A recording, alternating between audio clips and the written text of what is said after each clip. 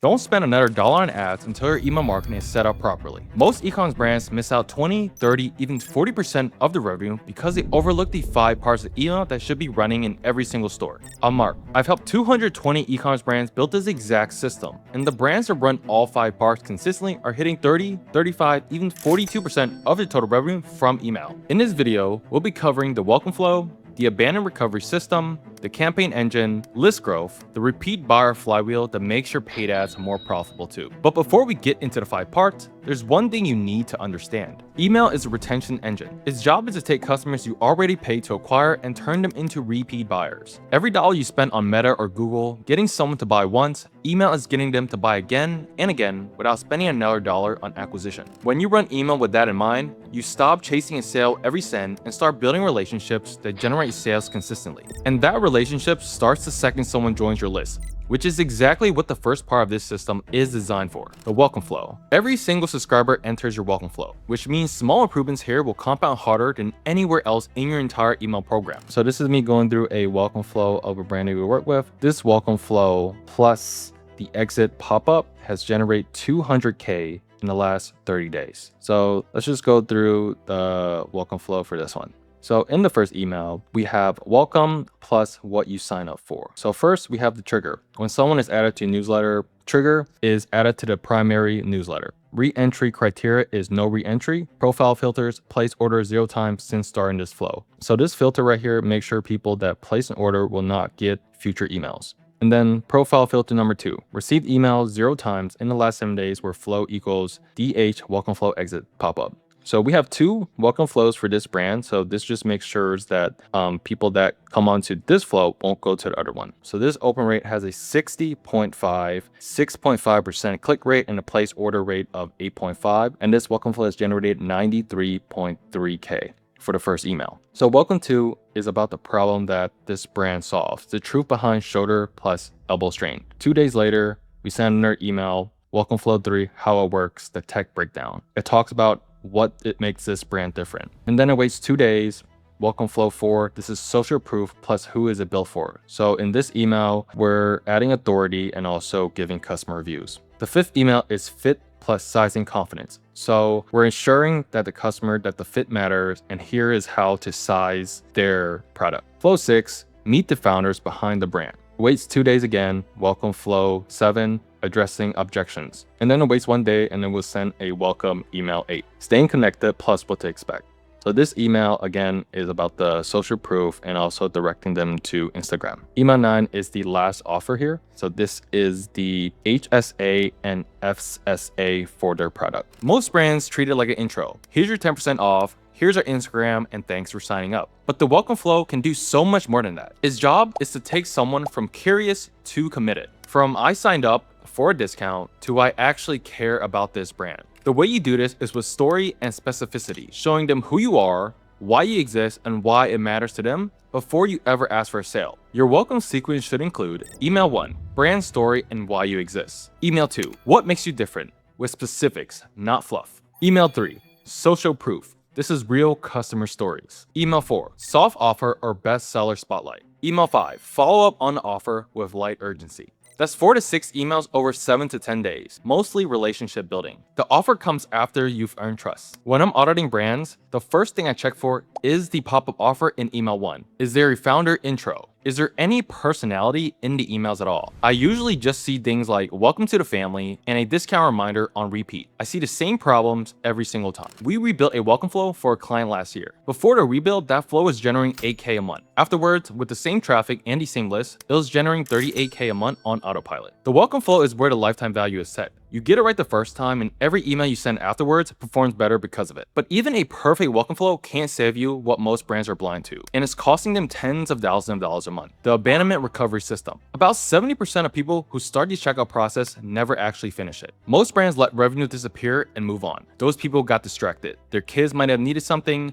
they wanted to check out the shipping costs, the intent was there, but they just needed follow-up. You need 3 flows working together here. Browse abandonment. For people who looked at products but didn't add to cart. Cart abandonment. For people who added but didn't start checkout. Checkout abandonment. For people who started but didn't finish. So now we have the abandonment system here. So this one has 1, 2, 3, 4 emails. And then the third email here is from the founder. In the first email, it talks about you're so close, don't leave without trying it on. So it just reminds him about that. Email 2 is social proof email, what people are asking before trying this brand out. Email 3 is a quick note from the inventor. And then email 4 is where they add the offer. Your free shipping offer ends today. This is the add to cart flow. So this waits 1 hour and then it sends an abandoned cart flow, waits 1 day, sends an email about social proof, FAQs, things like that. Email 3, why people are saying it's worth every penny. So this will be a social proof email. And then the next email, they have an offer here,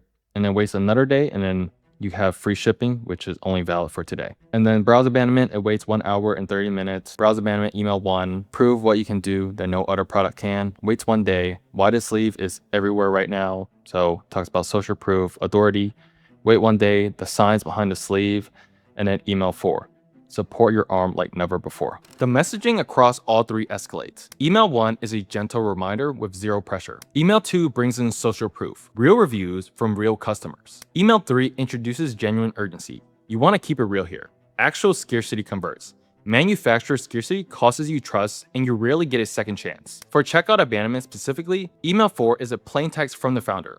Hey, I noticed you didn't finish your order. Was there an issue? That one recovers sales like nothing else because it feels like a real person wrote it. A client in the fitness space was losing around $80K a month on abandoned checkouts before we worked together. We built the 4 email sequence. The first email alone recovered $47K in month 1. When brands come to me, I pull up the numbers that they're quietly leaking in the backend, and they go quiet. They ask me, wait, that's how much we're losing? Every single time. They had no idea. It's just sitting there in their dashboard, and they never looked at it. That moment right there is why audits exist. That revenue was already there. It just needed a system to catch it. Now you have the welcome engine building relationship and the abandonment system catching what would have slipped through. Those 2 are the foundation. But a foundation on its own doesn't grow, and that's what the third part is for. Part 3. The campaign engine. Flows handle the automated backend. Campaigns are what build momentum and drive consistent revenue every single month. Brands running flows only will hit a ceiling fast. Campaigns are what push passes it. The framework I use for every client is minimum 12 to 15 campaigns per month. 60% value driven, educational content, brand story, product spotlight, customer features. You're building the relationship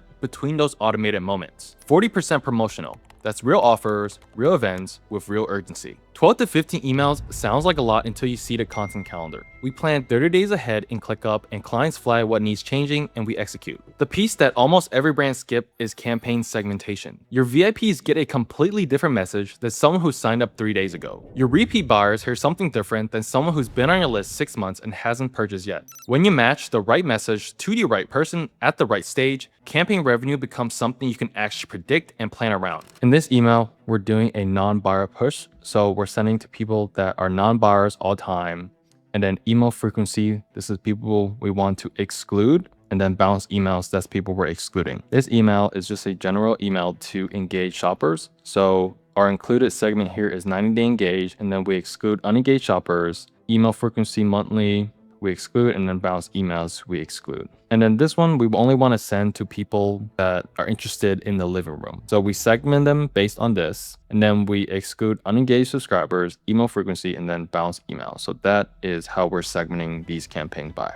Our client Timely Vision was sending plain text emails with flat mockups. There was no lifestyle, no story, nothing. For our clothing brand, we flipped the approach. We added UGC content, outfit ideas, and models that were actually wearing the product, community pictures, colorways, and trending drops. We went with less copy and more visuals showing the clothing on real people. Open rates jumped from 30 to 40s into the high 50 and 60s. Click rates doubled, and revenue per send went from a few hundred to over 1,000. Same list with completely different results. But there's a problem no one talks about. All 3 of them slowly die if you're not doing this next one. Part 4. List growth. Every email system loses subscribers over time. People unsubscribe, engagement fades, and a list that isn't actively growing is a list that's slowly shrinking, along with everything you built on top of it. The mistake most brands make is a generic 10% pop-up and calling that a list growth strategy. Either that, or they buy a list which tanks deliverability and poisons sender reputation for months. Strategic capture points throughout the customer journeys is what actually work. Exit intent pop-ups with an offer tied to what the visitor was already looking at. Specific, relevant, worth giving an email for. Post-purchase SMS opt-ins right after someone buys when their engagement with your brand is at its peak. Quiz funnel that segments subscribers as they sign up, so you know exactly who they are before you send them an email. A good list capture system has separate pop-ups for mobile and desktop, a quick question to grab zero-party data, and collecting email first, then SMS later. A bad list capture system is one pop-up for everything, 5 form fields, and wondering why no one signs up. Vero Supplements came to us with a solid product and barely had any list to show for. We built out strategic capture points across their customer journey, and their opt-in rates jumped to 12 to 16%. The list never needed to be massive, it just needed to be the right people. They went from 17K to over 80K a month in email revenue in 3 months. Cool. So the system now is self-sustaining. But the fifth part is what takes it from a revenue channel to something that will actually change the math on your entire business. Part 5. The repeat buyer engine. When your customers buy 2, 3, 4 times, your lifetime value goes up. When LTV goes up, your allowable cost per acquisition goes up as well, which means you can spend more aggressively on Google and Meta, which means more customers can enter the system. Therefore, more repeat buyers. Email fuels your ads, and your ads will fuel your email. It becomes a flywheel, and is why brands that built this system pull further and further ahead over time. On the email side, that means 4 things working together. Post-purchase flow. The single biggest missed opportunity in e-commerce email, and most brands are completely asleep here. Cross-sell and upsell sequences. Time 2 to 3 weeks after purchase, when the customer has actually used the product. VIP flow, exclusive treatment for your best customers that makes them feel like they're in a different tier. Win-back flow, re-engaging gone quiet buyers while there's still something to work with. So here is a post-purchase series conditional split for new buyers and then people that are returning. So email 1 is just a thank you email, and then email 2, your order is on the way, caring for your new purchase, and then this one would be a review email. And then for people that purchase more than 2 times, purchase series is another thank you email for them, and then thank you for your continued support. Here's another post-purchase flow. Trigger is place order, and then it has conditional splits based on new customers and returning customers. So first email is that their order is confirmed. Email 2, learn from the best in the business. Don't miss out on skill building tools. And then some upsell emails. Finish strong with these must-haves. And then for returning customers, we have another thank you email for trusting us again, and then resources to sharpen your DIY skills. So for post-purchase specifically, the sequence that work is email 1 sets expectations and reduce buyer remorse. Email 2 is pure value on how to get the most out of what they bought. Email 3 is a soft check-in with social proof, and only after that do you introduce complementary products. When brands come to me, I ask them what's your post-purchase flow, and they send me a receipt. That's all. Order confirmation, shipping updates, and that's it. There was no thank you from their founder, no tips on how to use the product, there was no review requests. Customers paid you, and you just ghosted them. We had a client spending $50K a month on ads and generating $5K a month from emails. The backend was completely empty. We rebuilt the whole system. Within 6 months, we drove 1.5 million in email revenue, and their ad spend didn't change by $1, but the ads became drastically more profitable because the LTV was finally doing its job. And that's the flywheel. And now that you have all 5 parts, let me show you why the order you built them is what makes the whole thing work. The welcome engine sets the relationship so every future email performs better. The abandonment system catches the revenue that's leaving. The campaign engine builds consistent monthly income on top of that foundation. List growth keeps the machine fueled. And the repeat buyer engines turns one-time customers into loyal buyers who will make your ad spend make sense. Each one depends on the one before it. The welcome flow makes your campaigns more effective. The campaigns make your abandonment recovery more recognizable. The list growth feeds everything. And the repeat buyer engine makes the whole thing compound. Most brands are missing 2, 3, even 4 of these, which is why email stays stuck at 10 to 12% of revenue. But when all 5 are running together, the jump to 30 to 40 happens faster than you expect. Ad costs are going up, and the brands depending 100% on paid traffic are in a tough spot, and it's only going to get harder from here. Email is the only channel where your relationship with your customer is completely yours. No algorithm, iOS update, or platform bans can affect you. If you want my team to audit your setup and show you exactly where you're leaking revenue, the link to book a call is in the description. Watch this video next. I break down the psychology behind premium email designs and why is the difference between emails that get ignored and emails that convert. Next video on screen.